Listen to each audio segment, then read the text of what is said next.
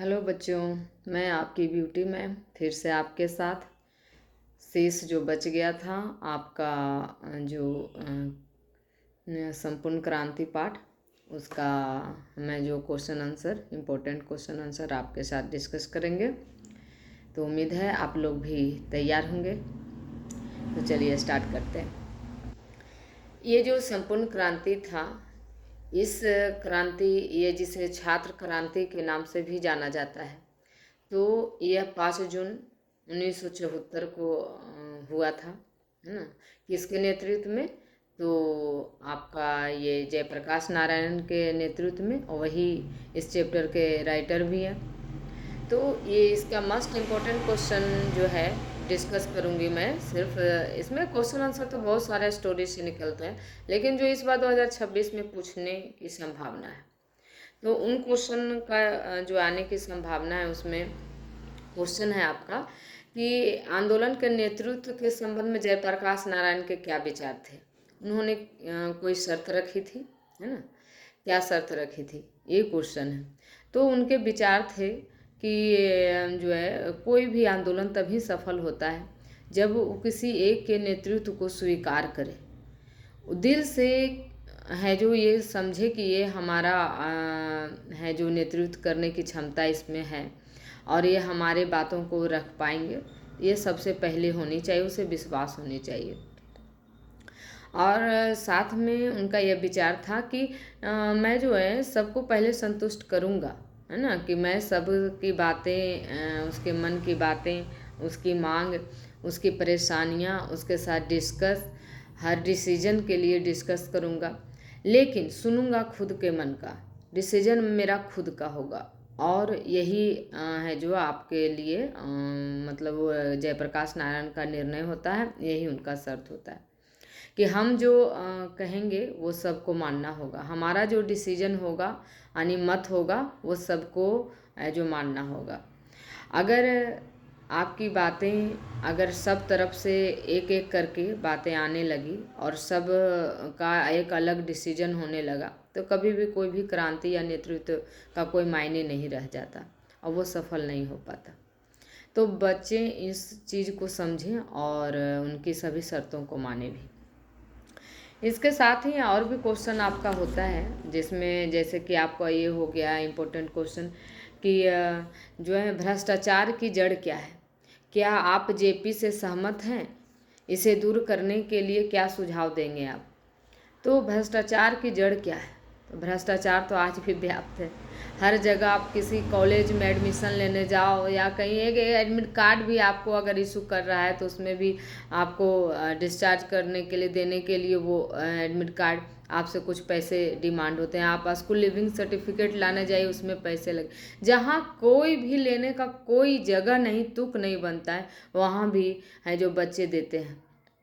कितने बेबस हैं बच्चे, है ना, वो कहना नहीं, है ना। तो इस चीज़ को है जो इसके लिए आंदोलन चला था जेपी के द्वारा, है ना, जयप्रकाश नारायण के द्वारा। तो वह कहते हैं कि भ्रष्टाचार का जड़ है जो सरकार की गलत नीतियाँ हैं।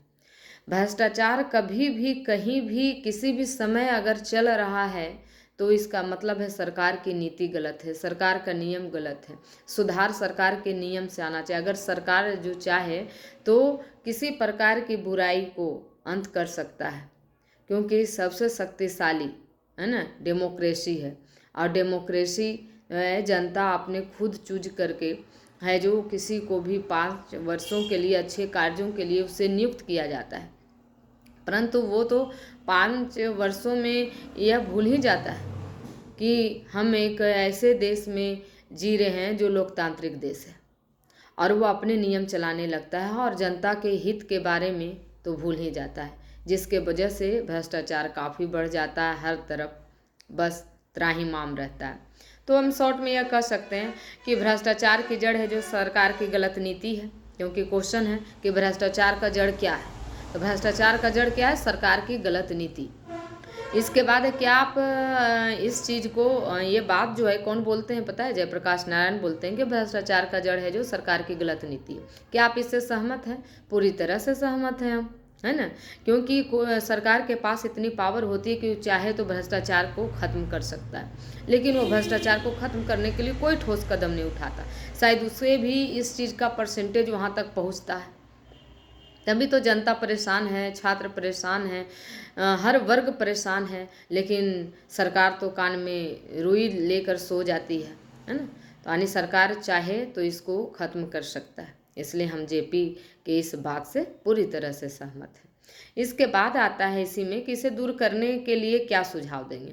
तो विशेष नहीं, इसे दूर करने के लिए है जो समाजवादी तरीके से नीति बनाई जाए, जो लोगों के हित के लिए हो, समाज के विकास के लिए हो, किसी प्रकार की कोई लोगों का उपेक्षा ना हो, उसकी जो ऐसी नीति हो, नीति बनने जो जनता का सरकार के प्रति अपेक्षा है, उपेक्षा नहीं, है ना। वो सरकार जो है जीतने के बाद जो अपनी सरकार बनाती है तो वो जनता का है जो अपेक्षा पर खरी नहीं उतरती, बल्कि उनकी उपेक्षा कर देती है। तो ये बहुत प्रॉब्लम की बात हो जाती है। तो सरकार को ऐसी नीति बनाना चाहिए जो लोक कल्याणकारी हो, लोगों के हित के लिए हो। ठीक है। तीसरा क्वेश्चन आपके पास ये देखने को मिल सकता है कि दल विहीन लोकतंत्र और साम्यवाद में कैसा संबंध है। दल विहीन लोकतंत्र क्या है? मतलब ये जेपी का ये जो इच्छा था कि हमारा जो सोसाइटी है, यानी हमारा जो समाज है, वो स्टेटलेस हो, मतलब बिना राज का। ये राज बना क्यों है? ये नेताओं के लिए बना, इतने सारे पुलिस ये सब क्यों है?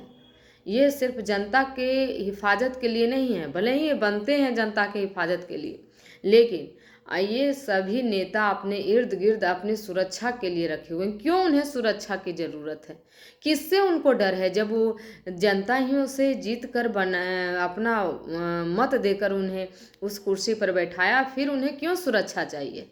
इसका मतलब आप कोई गलत कार्य कर रहा है, तभी आपको सुरक्षा चाहिए। और इसके लिए आप पुलिस प्रशासन की है जो इतनी बड़ी संख्या को अपने इर्द गिर्द है जो अपने सुरक्षा के लिए बनाए रखते हैं, और जनता के लिए वो तो मात्र एक दिखावा हो जाता है। तो कहने का मतलब है कि उन्हें चाहिए दल विहीन, है ना, लोकतंत्र, जहाँ लोग जो है ये दल ये नहीं कि ये दल से इतना प्रत्याशी, ये दल से इतना प्रत्याशी, और फिर जो वो चूज करके आए उसमें कौन जीत सकता है, तो जो है जो क्रिमिनल हो, बाहुबली हो, ये कुछ इस टाइप से दबंग लोग, तो उसके डर से लोग वोट कर दें अपना, तो ये तो लोकतंत्र की हत्या हो जाएगी। ऐसे कंडीशन में कभी भी लोकतंत्र है जो उसकी विजय नहीं हो सकती, डेमोक्रेसी हमेशा हारेगी। और इसके लिए जेपी है जो कहते हैं कि हमारा जो है स्टेटलेस होना चाहिए हमारी सोसाइटी। अगर ऐसा होगा तो दल विहीन भी होगा, स्टेटलेस भी होगा, साथ ही क्या होगा कि हमारी जो जनता है उसे अधिक से अधिक लाभ पहुंचेगी, और भ्रष्टाचार तो स्वतः खत्म हो जाएगा, है ना। ये है। फिर इसके साथ ही आपको जो है एक ये आपको हाँ, साथ में इसमें ये भी कहा जाता है कि इसके लिए क्या हो, कोई दल नहीं होगा, निर्दलीय का वो पक्षधर है कि किसी प्रकार का कोई दल ना हो। ये जनता जब चाहे, है ना, किसी को चूज कर सके, दल के अंदर उसका कोई प्रत्याशी है जो उसके सामने प्रकट ना हो, है ना। इसके बाद फिर इसके बाद कुछ है जो आपका है जो दिनकर साहब का बारे में, जेपी सर का है ना, जो मतलब ये जो है आपका जयप्रकाश नारायण, इनके कुछ 3 मित्र थे, उसे ये संपूर्ण क्रांति के दौरान बहुत याद कर रहे हैं, मिस कर रहे हैं। जैसे हो गए दिनकर साहब, है ना, रामधारी सिंह दिनकर ने, बेनीपुरी प्रसाद, और एक जो थे उनके गोयनका, जिनका नाम था रामनाथ जी गोयनका, ये जो हैं इंडियन एक्सप्रेस के मालिक, है ना। तो ये सब जो है इसमें बहुत ज़्यादा रिच थे आपके ये इंडियन एक्सप्रेस के जो मालिक थे गोयनका साहब। तो जो रामधारी सिंह दिनकर जो है अचानक से तीनों साथ में थे, और जो आंदोलन हुआ था उससे उस दिन भी उस रात को, उससे एक दिन पहले वो सब तीनों एक साथ थे, लेकिन उनको जो हार्ट अटैक से उनकी मृत्यु हो जाती है। बहुत ही कोशिश किया, मिनटों में हर जगह हॉस्पिटल तैयार कर दिया गया, उनका स्पेशल हॉस्पिटल था गोयनका साहब का। हर डॉक्टर, एक्सपर्ट डॉक्टर है जो अवेलेबल था उनके इलाज के लिए, ट्रीटमेंट के लिए, लेकिन फिर भी उनके हृदय की धड़कन को वापस नहीं ला पाया। उसे याद करके, उस पल को याद करके, ऐसी दोस्ती को याद करके दुखी भी हैं, है ना। उनका कहना था कि आज काश दिनकर साहब होते, बेनीपुरी प्रसाद होते, तो आज हमारे ये छात्र आंदोलन में, संपूर्ण क्रांति में वो जान फूंक देते। आज रौनक कुछ और होती इस क्रांति का। इस तरह से वो अपनी बातों को रख रहे हैं। बस यही मुख्य क्वेश्चन आपका है इस चैप्टर का। आशा है आप लोग समझे होंगे, अच्छा लगा होगा, पसंद आए और आपके लिए यूजफुल हो तो ज़रूर शख्स आप है जो लाइक करें, सब्सक्राइब करें और इसे आगे बढ़ाएं। ओके, थैंक यू हमसे जुड़ने के लिए। बाय।